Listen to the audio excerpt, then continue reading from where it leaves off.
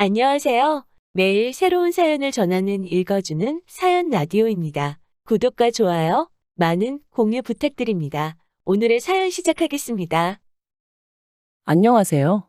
정신 나간 어머님 때문에 이혼한 여성입니다. 사실 어머님만 정신이 나가신 게 아니라 남편도 문제였으니까 이혼하게 된 거겠지만요. 제가 얼마나 오래 산 건 아니지만 그래도 살면서 남한테 최소한 피해는 끼치지 않았다고 생각해요. 하지만 사람 일이라는 게 다 제 마음 같지 않다더니 결국 이런 거지 같은 일을 겪게 된다는 게 참으로 애통할 뿐입니다. 남편하고는 지인의 소개로 만났는데 그럭저럭 맞는 부분도 있었고 아닌 부분도 있었고 그래요. 하지만 이제 와서 고백하건대 제 나이는 30이 넘어 있었고 주변 친구들은 하나둘 다 결혼을 하고 있었으니 조금 조바심이 났던 게 사실입니다. 그리고 그런 제 마음과 별개로 남편은 저한테 얼마나 적극적이었는지 몰라요. 게다가 주변에서들 그러대요. 여자는 자기 좋다는 남자 만나서 사는 게 제일이라고. 그래서 조금은 휩쓸리듯 그렇게 남편하고 연애를 시작했네요. 연애를 시작하고 1년이 좀 넘어가던 시기에 아버님이 지병으로 돌아가셨고 힘들어하는 남편을 나 몰라라 할 수가 없었어요. 그래서 결혼 이야기가 나오던 때도 아니었는데 자의반타의반으로 장례식장에서 이것저것 제가 할 수 있는 일을 돕게 되었죠. 비록 경황이 없었지만 그래도 얼떨결에 어머님과 신우는 물론이고 남편 친척 어른들께 인사를 드리게 되었고요. 그리고 그때 제가 의도한 것은 아닌데 다들 저를 좋게 봐주셨던 모양이에요. 이후로 계속해서 남편더러 저를 놓치면 안 된다, 저랑 언제 결혼할 거냐 하며 물어오셨다고 했거든요. 그리고 단지 그 이유 때문만은 아니겠지만 사귄 지 2년 차가 넘어가자 남편이 저에게 프로포즈를 해왔고 그렇게 저희는 부부의 연을 맺기로 하였습니다. 결혼을 약속했을 당시 남편은 시부모님과 함께 살고 있었고 저는 자취를 하고 있었어요. 저희 친정은 서울에서 3시간 정도 떨어진 곳에 있다 보니 서울에 있는 대학에 진학한 이후로는 어쩔 수 없는 선택이었죠. 그래서 신혼집 이야기가 나왔을 당시 시댁에서 1억을 해주겠다 했고 저도 거기다 제 전세 보증금이었던 6천을 보태기로 했네요. 부족한 건 대출을 받기로 했고요. 참고로 남편은 돈이 생기는 족족 자기가 운영하던 가게에 쏟아붓고 있었기에 따로 모아둔 돈이 없었어요. 아무튼 이후로 몇 주간 이리저리 발품 팔아 마침내 저희 예산에 꼭 맞는 집을 찾았습니다. 부동산 중개인분도 놀라셨을 만큼 괜찮은 조건이었기에 남편과 상의 끝에 계약금 500까지 걸었고요. 그런데 어머님이 보내주시겠다던 1억이 가타부타 말도 없이 계속해서 늦어지는 거예요. 그리고 더는 집주인이 기다려주지 못한다고 통보를 해왔을 무렵 어머님이 저에게 따로 연락하셔서 말씀하시길 급하게 돈 쓸 곳이 있어서 그 1억을 쓰셨다는 겁니다. 짜증나고 어이없고 황당하기까지 하더라니까요.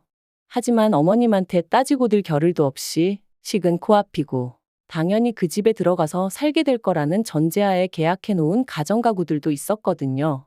그러니 뭐부터 정리를 해야 하나 싶은 게 머릿속이 어찌나 복잡했는지 몰라요. 그리고 그렇게 계약을 파기하게 되다 보니 처음 계약금도 못 돌려받게 되었죠.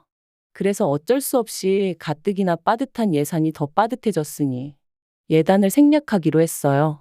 그런데 그런 저희 결정에 대한 어머님의 반응은 격렬했습니다. 그건 그거고 이건 이거라며 계약금 떼었다고 예단을 안 하는 게 어딨냐며 당신이 하나밖에 없는 아들 장가 보내면서 뭐 하나도 못 받는 게 말이 되냐. 그래서 참다 못한 저도 하나밖에 없는 아들 장가 보내시면서 아무것도 안 해주시는 건 말이 되냐고 따졌거든요. 그리고 이 일로 결혼 전부터 어머님하고 제 사이는 틀어지고 말았죠. 결국 당장 돈 문제가 꼬여버려서 신혼살림 차릴 집을 구하지 못했던 저희는 어쩔 수 없이 울며 겨자 먹기로 시댁에서 신혼생활을 시작해야 했습니다. 제가 무슨 말을 한 것도 아닌데 안방은 못 내주신다 하셔서 그러시라 했고요. 저희 친정에서는 빚이라도 내서 집을 해주시겠다 하셨지만 그건 제가 거절했어요. 어차피 남편이나 저 둘 다 맞벌이에 야근이 잦은 일이다 보니 집에서 보낼 시간이 많지도 않았고 돌이켜 생각해보면 저도 좀 오기가 났던 것도 같아요. 아무튼 남들 눈엔 어떻게 보였을지 몰라도 저는 반지하라도 저희 둘이 살만한 집을 구할 때까지만 머문다는 생각이었으니 크게 절망적이진 않았습니다. 그런데 그렇게 합가를 하고 한 달 정도 됐을 때였어요. 저에게는 여동생 하나가 있는데 제 여동생은 장학금을 받는 조건으로 고향에 있는 대학에 진학을 했었거든요.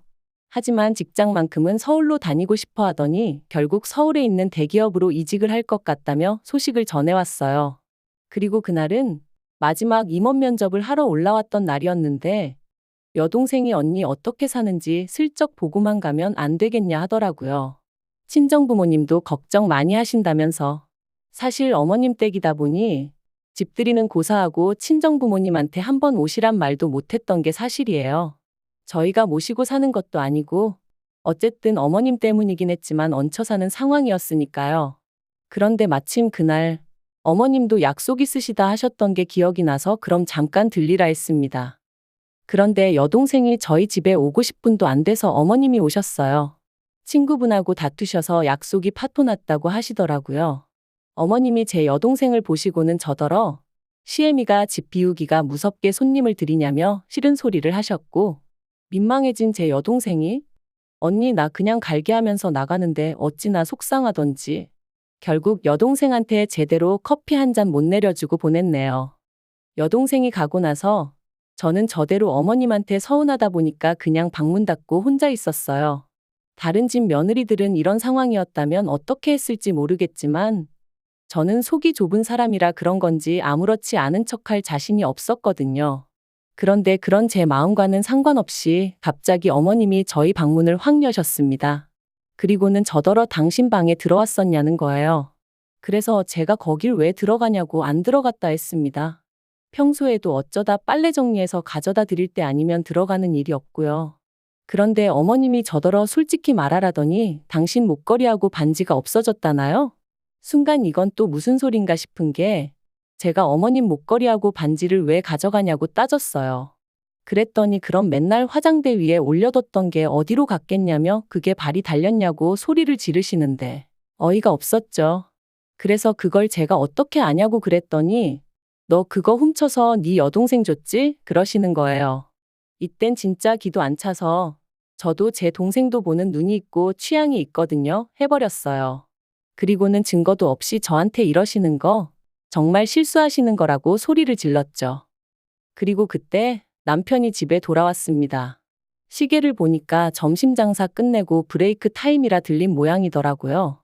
어머님이랑 저랑 서로 핏대를 세우고 있는 걸 보고는 남편이 놀래서는 이게 다 무슨 일이냐길래 어머님이 내가 당신 물건을 훔쳤단다고 얘기하곤 주저앉아 버렸습니다.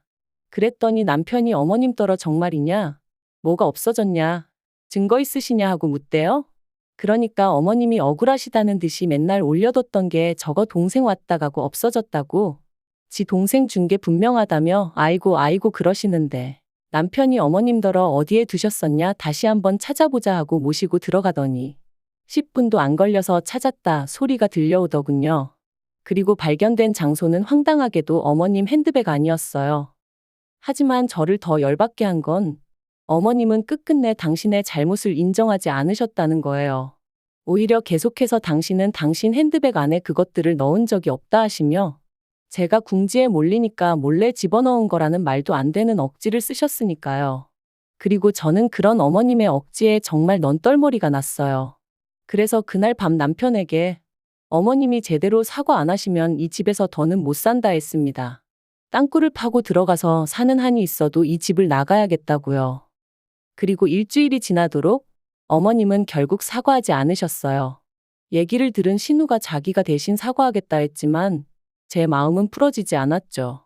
결국 보다 못한 신우가 어머님한테 저한테 사과하시라고 말씀도 드렸다는데 아무 소용이 없었고요. 그래서 결국 분가했어요. 저희 어머님요? 끝까지 미안하다의 밑자도 안 꺼내셨습니다. 오히려 당신이야말로 도둑고양이가 집에서 나가니 이제 맘 편히 두 발 뻗고 자겠다는 막말을 하시더라고요. 분가를 하고 난 이후로 저는 어머님한테 발길을 끊었습니다. 안부 인사도 드리지 않았죠. 막말로 저를 도둑엑스 취급하시는 분에게 제가 뭐 한다고 전화해서 아양을 떨고 찾아뵙고 그래야 하나 싶었거든요. 그런데 어머님이 이런 이야기를 친척분들에게 하고 다니시며 제 험담을 하셨다는 걸 알게 되었습니다. 남편의 사촌형이란 사람이 진탕 술에 취해 저한테 전화해서는 자기 이모 불쌍한 사람이라고 저더러 그러지 말라고 막말을 퍼부었거든요. 진짜 그때 제 기분은 안 당해본 사람은 몰라요. 그런데 저를 더 서럽게 했던 건 남편이 보인 태도였습니다. 제가 남편에게 도움을 구했거든요. 당신이 좀 나서서 해명을 해달라고. 우리 와이프도 지금 마음에 쌓인 게 있어서 그렇다. 남들은 모르는 사정이 있다. 이 정도로만이라도 얘기 좀 해달라고요. 하지만 남편의 반응은 자기도 중간에서 너무 힘들다는 거였어요. 저더러 굳이 노인네한테 사과를 받아야 직성이 풀리겠냐면서 그냥 대충 넘어가면 안 되겠냐고. 어머님도 속으론 미안해하고 계실 거라나요? 그래서 이후로는 시댁 쪽 사람들이 저에 대해서 어떻게 생각을 하건 말건 관심을 끊었어요. 어디서 개가 짖냐? 하는 마음으로 마음대로 떠들어라 내버려뒀죠. 그러다 올 봄이었습니다. 어머님이 목욕탕에서 넘어지시면서 갈비뼈를 다치셨고 그로 인해 입원을 하셔야 된다더군요. 약간의 거동은 가능하신 상황이었지만 신우가 출근하고 나면 혼자 계셔야 하는 상황이었으니 차라리 병원에 계시는 편이 낫겠다 뭐 그렇게 얘기가 된 모양이돼요. 그런데 황당한 건 남편이랑 신우가 저랑 어머님 사이를 뻔히 알면서 저한테 간병을 부탁하더라고요. 하루 종일 붙어 있어 달라는 건 아니었고 자기 둘이 들여다보지 못하는 시간대에만 와달라는 거였지만요. 어찌나 황당하던지 내가 여전히 화가 나 있는 걸 모르나 싶기도 하고. 그런데 또 한편으론 그래도 남편 어머니시고 어쨌든 몸이 아프시다는데 나 몰라라 하기가 마음에 걸리는 거예요. 그래서 어쩔 수 없이 알겠다 했네요. 병원에 갔더니 어머님이 저더러 누가 반긴다고 왔냐며 짜증을 내셨어요. 그리고 그런 어머님한테 저도 한마디 확 해붙일까 하다가 그냥 꾹 눌러 참았죠. 어머님 상대로 힘 빼기도 싫고 그냥 그럴 만한 가치도 못 느꼈다고 해야 할까요? 그래서 그냥 어머님이 뭘 하시건 간에 내내 하면서 자리만 지키고 있었네요. 어머님이 매점에서 뭐 사와라 하고 심부름 시키실 때만 빼고는 계속 어머님 옆에 붙어 있었고요. 그러다 어느덧 남편하고 교대할 시간이 되어 주섬주섬 제 짐을 챙기고 있는데 어머님이 또 황당한 소리를 하셨습니다. 당신 지갑이 없어졌다는 거예요. 거기에 돈도 뭐 50만 원이나 들어있었는데 이게 무슨 일이냐면서 저더러 또 너냐입니다. 황당하고 어이가 없어서 웃음이 다 나오더라고요. 그래서 제가 또 누명을 씌우시냐, 도대체 왜 그러시냐 하고 한마디 했네요. 그러니까 어머님이 누명 같은 소리 한다면서 저더러 이번엔 못 빠져나간다고 가만 안 두겠다나요? 그리고 그때 남편이 병실로 들어왔습니다. 그래서 제가 남편더러 어머님이 또 시작이시라고 내가 이번엔 어머님 지갑을 훔쳤대 하고는 웃었죠. 그랬더니 어머님이 또다시 아이고 아이고 하시며 제가 당신 지갑을 훔쳐간 것도 부족해 당신을 미친 X 취급을 한다고 억울하다시는 거예요.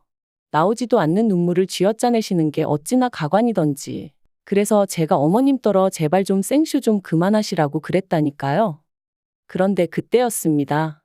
짐 챙겨 나가려는 제 머리채를 어머님이 낚아채셨거든요. 그리고는 저더러 도망가지 말라는데 정말이지 머리가 뜯겨나갈 듯이 아픈 것도 아픈데 억울하고 쪽팔려서 눈물이 다 나더라고요.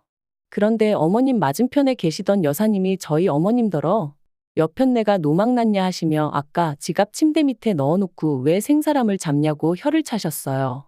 놀란 남편이 어머님 침대 밑에 손을 넣으니 정말로 거기서 지갑이 툭 떨어졌고요. 그리고 그제서야 어머님이 제 머리를 잡고 있던 손을 놓으시고는 그게 왜 거기서 나오냐며 당신은 모르는 일이라고 딱 잡아떼시는데 정말 분하고 열받고 욕이 목구멍 끝까지 올라오더라니까요. 남편이 어머님더러 도대체 왜 이런 짓을 하셨냐 추궁했고 어머님이 하신 말씀은 정말 저를 소름 끼치게 만들었습니다. 남편도 신우도 당신 말을 믿어주지 않으니 제 본색을 드러내게 할 생각이셨다나요? 저는 거기까지 듣고는 뒤도 안 돌아보고 병실에서 나왔습니다. 그리고 1층 하단 벤치에 앉아 얼마나 울었는지 몰라요. 도대체 얼마나 제가 미우면 그런 계획까지 세우고 행동에 옮기실 수가 있나 싶은 게. 그리고 그날 저녁 남편이 신우랑 같이 집에 돌아왔어요. 그리고는 저를 보더니 오늘 일은 일단 미안하게 됐다고 하더라고요. 그래서 나는 어머님한테 사과를 받아야겠다고 그렇지 않으면 그냥은 못 넘어간다 했습니다. 한 번도 아니고 두 번씩이나 그것도 처음에야 실수였다 치더라도 오늘은 정말 일부러 그러신 거니까 나는 그냥은 못 넘어간다고 무조건 사과를 받아야겠다 했죠. 그랬더니 남편이랑 신우가 아무리 그래도 어머님이 지금 환자신데 그럴 것까지 있냐는 거예요. 사람이 나이가 들고 아프면 마음도 약해져서 그런 실수도 할 수 있는 거 아니냐면서요. 그래서 제가 말도 안 되는 소리 하지 말라고 그런 식으로 둘러대는 당신이나 아가씨가 더 나쁘다 했어요. 하지만 남편은 계속해서 장모님이 그러셨어도 자기는 이해했을 거라는 말도 안 되는 소리나 하고 있고. 그래서 결국 남편에게 어머님한테 사과 못 받으면 당신하고도 못 살 것 같다 했습니다. 솔직히 이때만 하더라도 100% 진심은 아니었고, 이 정도로 세게 나가면 남편도 아차 하고 뭔가 깨닫는 게 있겠지 싶었거든요. 그런데 남편 반응이 정말이지. 자기는 제가 이렇게 독한 줄 몰랐다면서 진짜 너무한다 소리만 계속 하대요. 그리고 그런 남편의 반응에 저는 정말 질려버렸습니다. 그래서 결국 정말 이혼 서류에 도장까지 찍게 되었죠. 물론 막판에서야 남편이 이렇게까지 해야겠냐며 저를 잡긴 했는데 그땐 제가 오만정이 다 떨어져서 남편이 꼴도 보기 싫더라고요. 어머님이야 말해 뭐해요.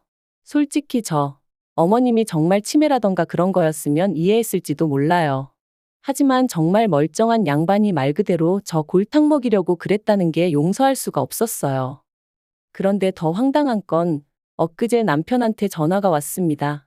어머님이 요새 입맛이 통 없다 하시면서 제가 담근 김치가 드시고 싶다 하시더래요. 맨밥에 그것만 있어도 밥이 꿀떡꿀떡 넘어갈 것 같다면서요. 그러면서 저더러 올해는 김치 안 담냐며 자기 돈만 주면 안 되냐는데 그래서 너 같으면 주겠냐 그랬습니다.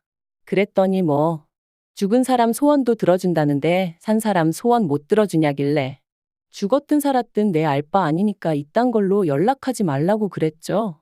진짜 사람이 곱게 늙어야지. 나이 먹고 다른 사람도 아니고 가족한테 해코지를 하려 들었다는 게 지금도 생각만 하면 소름이 끼칩니다. 정말이지. 죽어도 소식 전하지 마세요. 긴 이야기 들어주셔서 감사합니다. 오늘의 사연은 여기까지입니다. 구독과 좋아요, 알람 설정해주시면 앞으로 더 좋은 사연으로 찾아오겠습니다. 감사합니다.